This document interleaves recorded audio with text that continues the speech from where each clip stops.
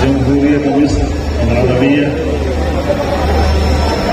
سے تشریف لائے ہوئے ہمارے نہایت ہی محترم مہمان اس وقت جامعہ قاسم العلوم میں تشریف لا چکے ہیں. آپ تمام حضرات ان کی تلاوت سننے کے لیے یہاں جمع ہیں. میں اپنے مہمان مکرم کو بھی خوش آمدید کہتا ہوں اور جامعہ قاسم العلوم میں آپ تمام احباب کو، دوستوں کو، بزرگوں کو خوش آمدید کہتا ہوں. میرے ساتھ اس وقت حضرت قاری انوار الحسن صاحب تشریف فرما ہے. ان کی تلاوت ہوگی، لیکن ایک بات مد نظر ہے کہ یہ اجتماع قرآن کریم کی نسبت سے منعقد کیا گیا ہے اور تلاوت قرآن اپنے آداب رکھتا ہے. تو اس لحاظ سے جس طرح کہ اللہ کا کلام ہے اور اللہ رب العزت نے ہی اسی کلام کے بارے میں فرمایا کہ جب قرآن پڑھا جائے تو اس کو سنو اور خاموش رہا کرو.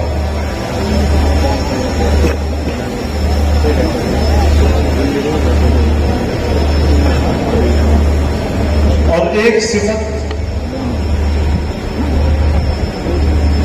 جو عرب معاشرے میں کفار کی تھی، ان کا کام یہ تھا جب قرآن پڑھا جاتا تھا تو وہ شور مچاتے تھے. تو اللہ رب العزت کا ہمارے لیے حکم یہ ہے کہ فاستمعوا له وانصتوا. اور کفار کی عادت یہ تھی کہ والغوا فیہ،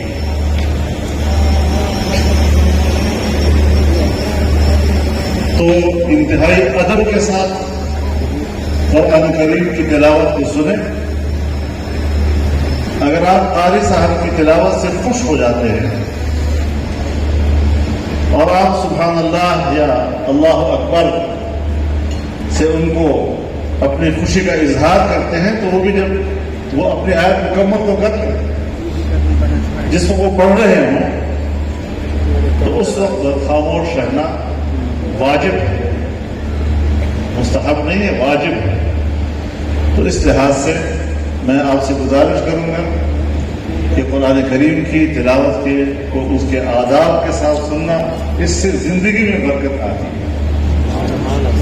تو قرآن کا ادب کرنا، قرآن کے پڑھنے والے کا ادب کرنا، قرآن کے عالم کا ادب کرنا، اس سے انسانی زندگی میں برکت آتی ہے. اللہ تعالیٰ ہمیں توفیق عطا فرمائے.